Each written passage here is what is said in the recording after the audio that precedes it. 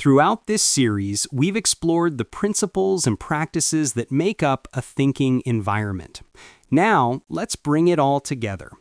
Over the course of our research and application work, we've gathered a set of practical hints, tips, and best practices, the small, everyday actions that make the biggest difference when you're creating time to think for yourself and for others. Think of this section as the bridge between insight and habit. Simple ways to turn the philosophy of time to think into something you can live and lead every day. Practice disciplined listening. Disciplined listening is one of the purest expressions of respect in a thinking environment. It means giving your full, undivided attention to another person. Not just hearing their words, but being completely present to their meaning, their tone, their pace, and the emotion underneath. To listen in this way requires restraint. It means resisting the deeply human urge to interrupt, to fix, or to prepare your response while they're still speaking.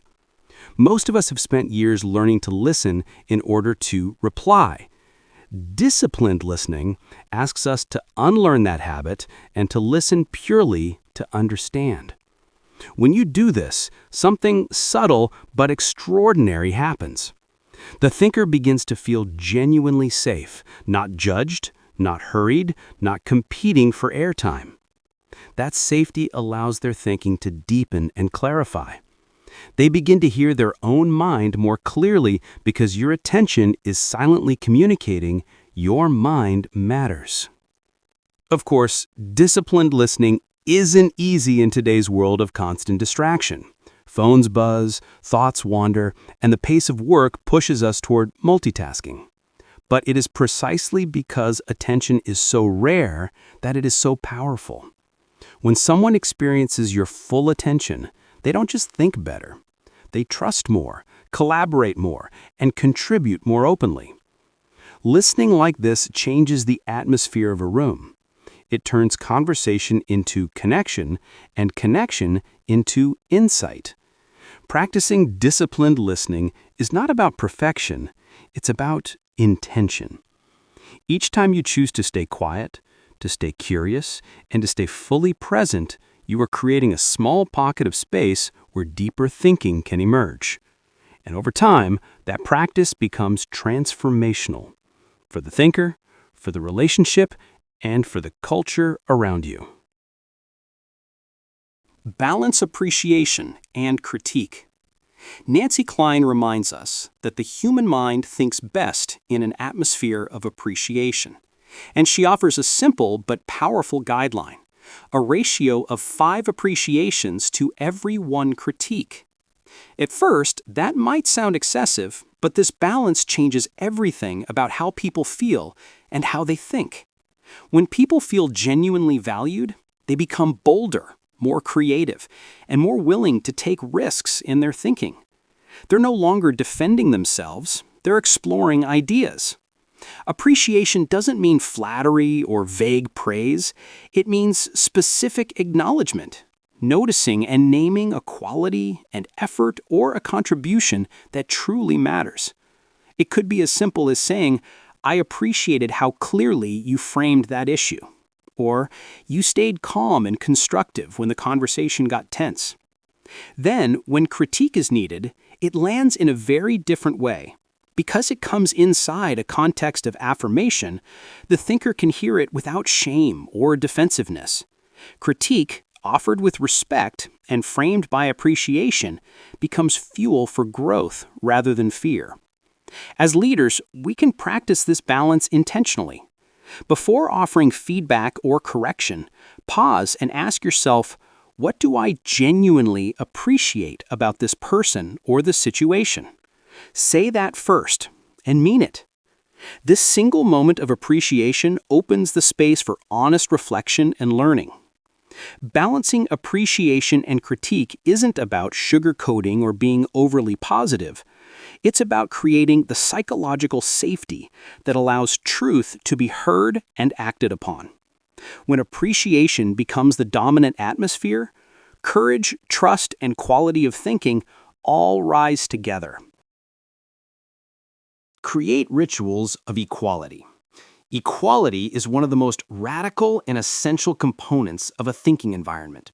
It means that every mind, regardless of title, rank, or personality, has an equal right to think and to be heard. But in most organizational settings, equality doesn't happen by accident. It needs to be designed into the culture. That's where rituals of equality come in. Rituals of equality are practical, visible structures that keep fairness alive in daily practice. They might include simple mechanisms such as structured turn-taking in meetings, where everyone speaks once before anyone speaks twice. They might involve explicit invitations to quieter voices, or agreed time limits for contributions, so that no one voice dominates. These practices may sound procedural, but they serve a deeper purpose. They make equality predictable, not something people have to fight for in the moment. When everyone knows that they will have their turn, that they will not be interrupted, and that their voice is valued, psychological safety grows. People stop competing for airtime and start thinking together. Over time, these rituals reshape the group's culture. The loudest voice no longer defines the direction. The best thinking does. Hierarchy loosens its grip, and collaboration becomes genuine rather than performative. Creating rituals of equality doesn't restrict freedom. It frees it. It frees people from the anxiety of being overlooked, and it frees the group from the distortions of dominance and silence. When equality is ritualized, the atmosphere of fairness becomes so reliable that people's attention shifts from being heard to what they can contribute. And that is when the best thinking and the best collaboration truly begin. Normalize ease in culture. Ease is one of the most underappreciated conditions for quality thinking, and one of the hardest to sustain in modern organizational life. Most workplaces today are built on a rhythm of urgency, quick meetings, constant notifications, tight deadlines, and a culture that rewards speed over reflection. In that kind of environment, people learn to think fast, but not necessarily to think well. To normalize ease means to make calm and considered thinking acceptable, expected, and safe. It means actively slowing down the pace of conversation so that depth can emerge. It means allowing silence instead of filling it. And it means resisting the temptation to impose artificial deadlines that prioritize activity over insight.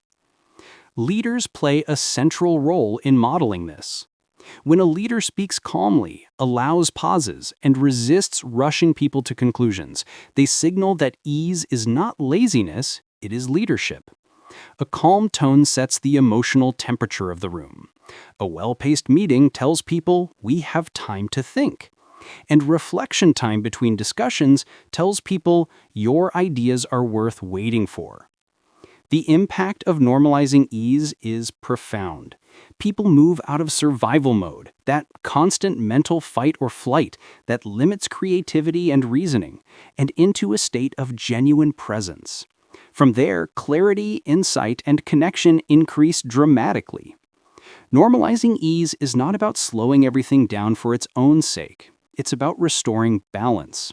A culture of ease still values action, but it insists that thought comes first. And when we create that balance between pace and presence, we not only enhance performance, we restore well-being, trust, and humanity to the workplace. Design thinking-friendly spaces. The quality of our surroundings quietly shapes the quality of our thinking. Every space we enter sends a message about value, respect, and what kind of presence is expected there. In a thinking environment, place isn't decorative, it's integral. Nancy Kline reminds us that place is always communicating, even in silence. When a space is cared for, well lit, calm, ordered, and aesthetically pleasing, it tells people you matter. Your mind matters. Natural light, comfortable seating, uncluttered surfaces, and small touches of beauty such as plants or artwork do more than please the eye. They create an atmosphere of ease and attention. People settle. Their breathing slows. Their thinking deepens. By contrast, a neglected or chaotic environment sends the opposite message. Harsh lighting, clutter, or disrepair silently communicate that the people who gather there are not valued enough for care or thoughtfulness. And when people feel disregarded by their surroundings, their thinking becomes defensive and constrained. Designing thinking-friendly spaces is therefore an act of leadership, not luxury. It's an investment in people's capacity to think well. Whether it's a meeting room, a shared office, or even a virtual workspace, the goal is to design a place that invites calm, focus, and respect. The principle is simple. People think better when they feel seen and safe, and a cared-for space makes that feeling tangible. A beautiful space doesn't just reflect value, it creates it. And when people feel valued, their minds open, their thinking sharpens, and collaboration flourishes. Thank you for watching this section. If you have any feedback in terms of hints, tips, and best practices that have worked for you, please let us know. We hope you found it useful and look forward to seeing you on the next one.